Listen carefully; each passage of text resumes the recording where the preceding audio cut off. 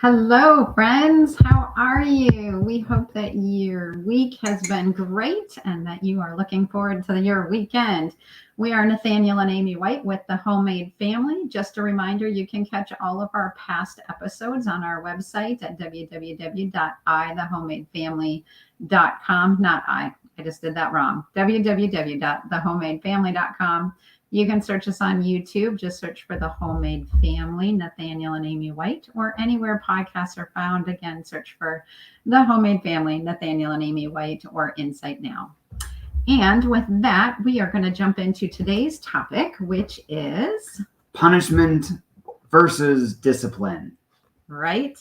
A happy topic. We actually had an interesting scenario this past week that got us talking a lot about the difference between discipline and punishment. And so we decided to have a conversation about that today. Yeah, this actually is a really, really important conversation to have because I literally, this will shape your entire way of looking at life and the world around you. And ultimately, it will be a conversation that gives you an incredible amount of hope for your future, for your kids' future, and it'll equip you to actually bring a positive future and make it a reality. Yep. So, a little intro story. I was jogging this past summer, and we have a huge hill out by our house. Like, you go down on the way out, when you have the most energy. And when you come back, it is like straight uphill for probably three-quarters of a mile. And it's like you go uphill and it's not as steep, but then you turn and there's this little very, very steep uphill. And as I was jogging, I was like, oh my gosh, why do I do this to myself? This is so much work and it's so painful. And it got me thinking about discipline a little bit and how I really honestly don't enjoy sometimes. I mean, I love being outside and jogging and exercise, but the truth is I don't really enjoy it. But I do it because it's beneficial to my health. It builds long life. It strengthens me. It gives me all sorts of benefits to my physical body. And I started thinking about discipline and how I don't really enjoy disciplining my kids all that much. Truthfully, it would be so much easier if one, they just obeyed, or two, it's like, I got other things to do. I don't need to micromanage you all the time. But I choose to discipline, not because it's enjoyable for me, but I choose to discipline because I know there's good fruit that comes from it. And it actually helps to strengthen my kids and build their character and do good things. And so I was just pondering this discipline and disciplining our kids. Yeah. So the thing about this conversation about discipline is that it's honestly one that I feel like there are a lot of voices on this topic, but at the same time, ironically, that there's not a whole lot of conversation about this topic, because when most modern voices are talking about discipline, they basically just immediately equate discipline with punishment. And for most of us, punishment is close enough to abuse that like all three of those just kind of get lumped in together. And so this is my perception of the majority of modern voices that I've heard, even in the Christian community, when it comes to discipline, is that basically there is no good form of discipline. It's all abuse. And the suggestion or the focus then is all about the autonomy of your kids and and they use language like empowering your kids to be powerful decision makers and things like that. But oftentimes what it ends up looking like in practice is basically it ends up forcing a greater level of responsibility and decision making onto kids long before they're actually ready to carry that full time. Like, are little kids able to make certain choices? Yes. Should they be making all of their choices? No, certainly not without some training in character and wisdom so that the choices they make will actually be good and beneficial for their life, right? Yep. So we are going to kind of look at what the difference between discipline and punishment is. And we're not just talking about spankings here, because truthfully, there are like, you can punish somebody with your voice. You can punish somebody with timeout, or, any of your methods of discipline or punishment. And so we need to just begin to make some definition here around what is discipline and what is punishment, and how do we keep discipline, because discipline is what is healthy and punishment isn't. Right. So let's just start with some basic points to differentiate between discipline and punishment. First of all, discipline, the purpose of discipline is to create the character and right living of the person who's receiving the discipline, whereas punishment really is much more about satisfying your own anger or wrath. So there's so many different things of that. We're going to get into the practical keys of that in kind of towards the end of this conversation. So if anything of these bigger general statements kind of grabs onto you, like, we'll just hang on to the end, because we'll give you more of the practical keys of what does this look like in the daily grind of parenting. But again, just the heart of discipline is to create character and right living in the person receiving the discipline. Whereas punishment it's reactive. It's responding to your own anger and trying to satisfy your anger, your wrath. You did something wrong, and so I'm coming down on you for that. Punishment benefits you and harms the other person, but discipline is done for the other person's benefit. Punishment satisfies something in the punisher, but discipline is often hard for the punisher.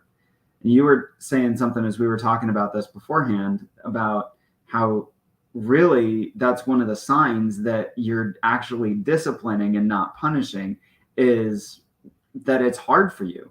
That it becomes a place of work and structure, and even ignoring something can be a form of punishment or abuse. Like, if you actually just ignore the behaviors in your child, and then those behaviors cause them to have a unsuccessful life growing up, then that can actually be a form of punishment and abuse, because you didn't do your job as a parent to actually train them into right living. I know a lot of times it's like, it takes time and effort to actually enter into discipline and correction and keeping your child going on the right path. And so oftentimes it's not easy. It's not easy. Sometimes it's just easier to punish a kid because you do it, it's over, you're done, whatever.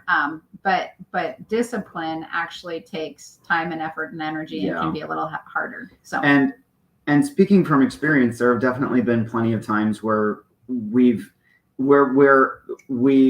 did what we normally do for discipline, but it definitely crossed over into that, like, we're satisfying anger or wrath, or we didn't take the time to calm down that we should have, or whatever it was. And I can tell you, it actually takes a lot more time to punish your kids because of the mess that it creates. And now you've got apologies, and you've got repentance, and you've got the work it takes to rebuild trust, and all of the things that you need to do to clean up the mess you made in your kid's heart. That actually takes more time than if you just stay intentional, stay focused, stay in the process of actual discipline. Yeah. And I think we might have already said this, but just to be clear, we're going to talk about the differences between punishment and discipline, and what makes one punishment and what makes one discipline. And then at the end, we're going to go through and kind of help, like, hey, if you feel like you've been in punishment mode, here's some things that can really help you define, like, this is discipline. And so we need to engage in discipline. Yeah. Okay. So the second thing is that punishment or abuse really is a method of control to get a behavior that you want to get. Discipline, however, addresses the will to produce the character that you want, because character actually drives behavior. And character also outlasts your kids' time under your roof. But if you punish your kids for behavior, you're likely to see that they are going to radically change as soon as they move out. As soon as that external control of just behaviors lifts from them, they go crazy. But if it's truly character, then it becomes their own and it will last when they are making their own choices outside of your daily influence. Yeah. So that's something to just really keep in mind as you're parenting your kids, is just remembering you're not always going to have them under your roof. And I hear so many parents who are like, oh, praise God that my kids will leave someday, you know. But, you know, I want to try to help us turn our hearts towards our kids to really treasure the opportunity that we have to influence somebody's life. Like, is there a greater honor or opportunity that any of us ever get in life is to actually make a positive difference in somebody else's life? I don't think there's something better that God gives us than that. And certainly when we stand before him, he's not going to care as much about, you know, the business we built or the hobbies we got really good at. You know, he's going to care much more about the impact we made in somebody's life, especially in our own kids. And so just turning our heart towards our kids and saying, I have these 20 years, give or take, to really make a serious difference in their life while they're under my roof. And it can be so tempting, out of the fear of what are they going to do when I don't have this input into their life. It can be really tempting to really crank down and control every decision that they make, or the things that look like character. But if it does end up crossing that line into being controlling or manipulative or fear-based or reactive, those kinds of things, then we have seen this time and time again where kids get out of the house, and immediately, as soon as there's nothing controlling them externally, then yeah, all of a sudden they're drinking and over drinking. They're sleeping around. They're experimenting on all of these things that they've never had permission to do. Not that they have permission to do that in our house, but there's so much more training going on for why not drunkenness, why not drugs, why not sleeping around. What's the wisdom of it, you know? And we can have these conversations because of the discipline that took place that trained them to listen to our voice. So, yep. Another difference is that punishment harms, but discipline strengthens and grows. Punishment often causes pain that can cause harm. Now, you guys, I'm not talking about just spanking. You can do this with your words. You can do this with neglect. You can do this with other control mechanisms, taking, you know, certain freedoms away from their kids, things like that.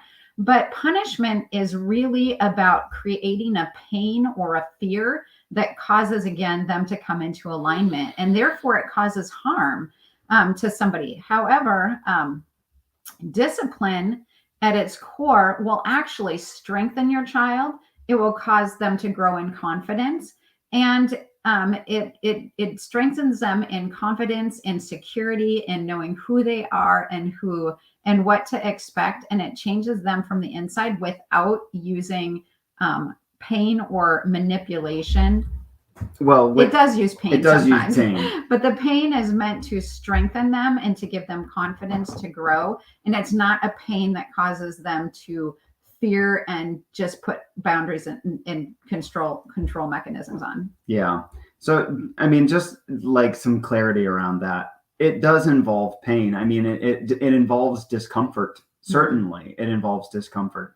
If you have a confrontational conversation with someone, not very many people enjoy that kind of thing unless they've been trained to understand the fruit that it brings, and they can have vision for what good comes on the other side of that.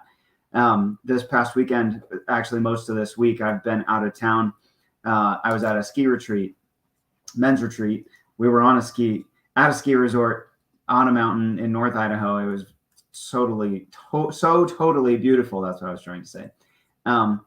And I've never been skiing before. It was hard to discipline myself into the right body posture and positions to successfully navigate my way through turns and twists, and overcoming old habits from years ago when I was in gymnastics and I had a dominant leg that wanted to help. And I had to work hard at doing the right thing. And there was actually some level of pain and discomfort involved in that. But you know what it did was it kept me from falling down the mountain. And that was a worse pain. Right. So that's the whole thing of discipline is there is a way of living that God designed us to live. And there is discomfort and pain in learning to restrain yourself to that way of living, but it prevents greater pain from entering our lives. Yeah. Just another quick example of that is pain, using pain to get what you want. That can be emotional pain or emotional manipulation that you only get love if you do these things. And so Right. it's actually hurting and causing pain that way, or you are getting smacked or hit because you've done something that you shouldn't do. And that causes pain, that causes fear to not do those things anymore because you don't want to get hit from that or hurt from that. There is good pain in discipline, like when we exercise and we know that it's somewhat painful, or even stretching our muscles can sometimes be painful. But the benefit is that it's actually creating a strength in us, not a brokenness in us. Right. There's So good pain and bad pain. there is not pain not all and pain bad is pain. harmful, and not all painlessness is, and sometimes painlessness is harmful. Mm-hmm. Yeah. If you're numb, if you have numbness, that's not a good thing. You're supposed to have feeling. Yes. Okay. So, We're here. Mm-hmm. so relationally, punishment breaks trust and relationship, but discipline actually grows connection and it grows relationship, because this is one of the keys that we'll give here in just a minute. But discipline is consistent, or it doesn't work. And consistency builds trust.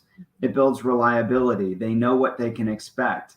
And so if we are disciplining our kids, it actually grows connections and makes relationships safe. Right. One of the things that I just want to throw in here really quick, because I do want to give plenty of time to talk through some of the practical keys, but I just want to toss this out there. When it comes to the modern mindset towards discipline, that really it's like, okay, it's positive reinforcement, and it's only the positive guidance and the positive guidance and the positive guidance, and never actually a real correction. Never. Some experts actually say never to tell your kids no. And so in Scripture, the spirit of the Antichrist is called the spirit of lawlessness. Like, there is no right, there is no wrong, there is no good, there is no bad, there's no law. It's just all permissiveness. And that's actually the Antichrist spirit. And in the New Testament, that's always in contrast with the spirit of adoption that makes us sons and daughters of God. And Hebrews 12 makes it really clear, if we are legitimate children of God, he is going to discipline us. And at times that isn't going to be comfortable, but we're going to be thankful for it when we experience the fruit of it in our lives.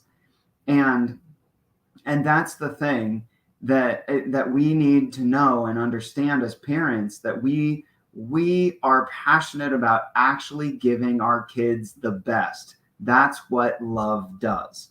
In love, we want to give our kids the best, and we have to understand that means we're going to give them boundaries. So what discipline does is discipline enforces boundaries, and boundaries help strengthen our identity. And any identity that you have, how you see yourself, is going to determine some of your behavior, and it's going to influence the choices that you make. And so us giving discipline to our kids enforces boundaries that we give our kids, which strengthens the identity and their sense of identity. And so all of that works together to build confidence, security, strength, and an ability to go out and actually be who God made them to be in the world. Yeah. Okay, some keys about discipline that we are going to go ahead and look at here. First of all, discipline is proactive. It's not reactive. Oftentimes punishment is reactive. You made me mad, so now this is what's going to happen. I've just about had enough. Right? And then you explode. However, proactive is, hey, I know where the line is. I've defined the line. You know where the line is, and you've crossed it. So discipline really is setting up boundaries beforehand. The kids know what they are. They know what to expect, and every time that they cross this line, it is the same thing. When I used to have horses, we have an electric fence around the outside of they have to stay within the electric fence. They know where the boundary is. They can see it. We tie little flags on it. They are not unaware where the boundary is. And you know what? Sometimes they still choose to try to stick their head through the fence and they get zapped. But it's always it's consistent, and they know where the boundary is, and they know that that the discipline is going to be the same every time they cross that boundary. Yeah. And that's the thing. If your kids, this goes into our next point, it's consistent or it doesn't work. And that means that the rules can't change from day to day. So this is being proactive. I'm going to define very clearly, this is the line, and you pick your battles. Not everything needs to be a line.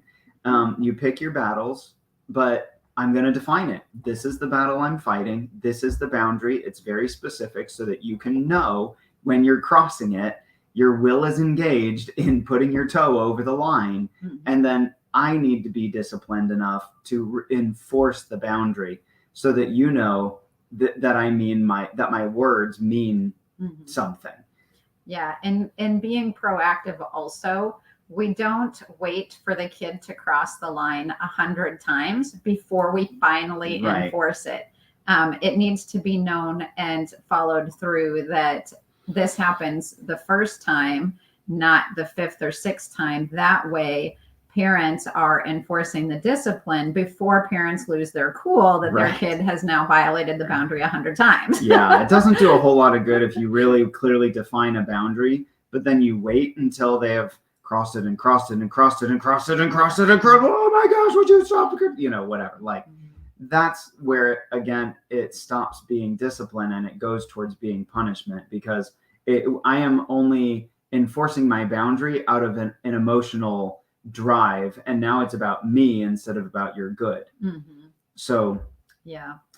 And then we place ourselves under the same standard as well. So if we are making boundaries for the kids, like, hey, no hitting, then we can't discipline through hitting. If we make a rule about, no sass talking people, then we can't talk all sassy and mean. Like, we can't cross the same line in our discipline that they are crossing. One of us needs to be sure to be the parent in this case. Right.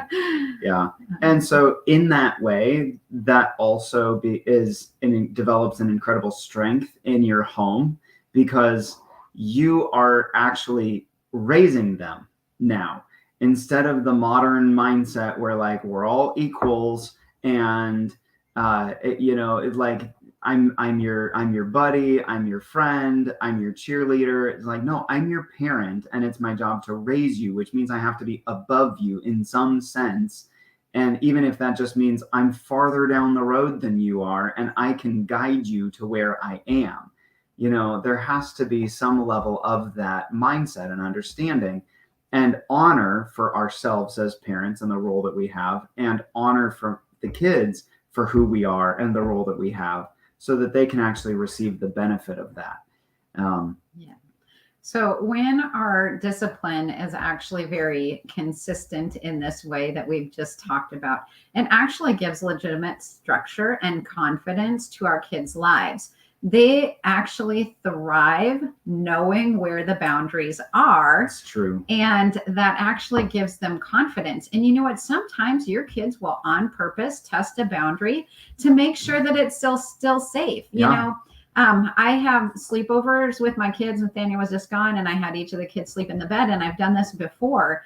And when they didn't know where the edge of the bed was, it was like they would sprawl subconsciously over every square inch of the bed and, smack and kick me all night long, because they don't know where the edge of the bed is. But then I learned, if I put a side rail up the kids in their mind subconsciously, now they know where the edge of the bed is and they sleep actually much better. It's the same in our home. And when they know where the boundary is, it actually brings a confidence that allows them to live in a right direction without having to wonder, is this or isn't this allowed? Yeah. Dave Champion gives us a couple of smiles and a pow. Hi, Dave. Thanks for joining us. And I'm so glad for all the fun that you guys had out in Idaho with Nathaniel and Nehemiah. Thank you for that. That was amazing. Mm-hmm. Some of that consistency of boundaries and structure and things like that, and just the level of confidence that gives to our kids. Consider the opposite of that. If your boundaries are inconsistent and they're just dependent on how you're feeling that day, yourself. You have good days, you have bad days, you have on days, you have off days. And I know for myself, like there are times when my 4 boys and their craziness at bedtime, I've already had enough before I even go upstairs to join them for bedtime. And there are days where I don't even notice it. And so if my discipline is depending on varies depending on how I'm feeling, then there's days where I'm flying off the handle, where I'm smacking people, where I'm yelling at people, where I'm saying hurtful things to people. And then there's days where they do the same stuff and I just ignore it. I might not even notice it. And how inconsistent and insecure would that make them? And they don't know when they're going to get hit. They don't know when they're going to get yelled at. They don't know when they're crossing a line. They have no ability to know or predict when all of a sudden pain is going to come their way. And that is a scary place to be. And obviously then as parents, that's not what we want. So what we need to do instead is, again, clearly define the boundaries and uphold them vigilantly, even though that's hard. And then I have to give this one little asterisk because Nathaniel was talking as me, smacking. I've never done it. Our kids have never, ever been smacked. No. Except maybe by each other once in a while. And then that gets discipline. However, right. Nobody's ever been smacked in our home. Okay. Yeah. Sorry. The reason that I said that was because we're talking about like punishment and abuse, right. And so whatever. Yeah. That's fine. I just wanted to make that clear on here. Okay. Appreciate that. And then discipline always takes into account your relationship with your kids. Discipline always leaves our kids in a better place than they started with. I tell you, this is so true. Like punishment, when you punish a child, it's like you just react and sometimes like even sending them to their room, like in a moment of like, I'm so mad, just get away from me. It doesn't feel like rejection. It can feel like rejection. It doesn't restore. Where when we come to discipline, we're like, hey, you know what? This boundary was broken. And now that's creating some friction in our relationship because, you did this and that you did this. And here's what we need to do to restore this and make it right. And so I don't ever like to talk about discipline without talking about relationship, because you can never discipline your child like into being a good person if you haven't also cultivated the relationship and the trust and the good feelings too. I don't want to say friendship, even though it is like friendship. We have friendship with our kids. But you develop that connection and good relationship, and then you can discipline easily from that place. And so discipline always takes into the account the relationship and the restoration of the relationship. Yeah. Because discipline and boundaries are actually really about guarding relationship. It's guarding the person's relationship with other people. It's guarding the relationship with you. And honestly, it's guarding their relationship with themselves and God. And so discipline is about guarding the relationships. That's really good. Mm-hmm. It's ideally, So restoration, what that looks like for us is when we engage in discipline with our kids, at some point it always ends with us having them clearly state, this is what I did. I'm sorry. Please forgive me. And us saying back to them, I forgive you, and there being hugs, there being sometimes even blessings declared over them, like, hey, I bless you. You are such an amazing young man. You are such an amazing young woman. This is what I see on your life. This is the good things that I see you contribute to this family every day. I'm so glad I get to be your dad. I'm so proud of you. Whatever. We heap the blessings, and we show that there's restoration in the relationship. Sometimes as kids, like little kids, there would even be, maybe something like some kind of treat afterwards, like, hey, let's go give you a candy cane or whatever. I don't know, something that literally would give them a good taste from the encounter that they'd had with us. Yeah, in restoration forgiveness, one more word on that. If their violation is against somebody else in the home, we also make them go have restoration and forgiveness of that relationship. Yes. And if the violation ends up like hurting themselves even, then we will have them, forgive themselves or declare a blessing over themselves or declare a truth about who they are over themselves. Right. So it's always about leaving them in a better place with restored relationship, because really that's what discipline we're looking for. Again, that character, that self-ownership, taking personal responsibility, and then knowing how to restore relationship, because that's what it's about. Okay. All of those things build the skills that your kids are going to need for their entire life, because guess what? Life involves relationships, and so, I mean, this is going to train them for their own parenting. It's going to make them good employees. It's going to make them better employers. All of these skills they're learning underneath your roof as you just discipline and give them structure and teach them how to honor the people around them and love well. It's really good. Excellent. Thank you guys so much for joining us today. We hope that you like that. If you did, give it a like, give it a share, and join us again next week for more. We'll talk to you later. Bye. Bye.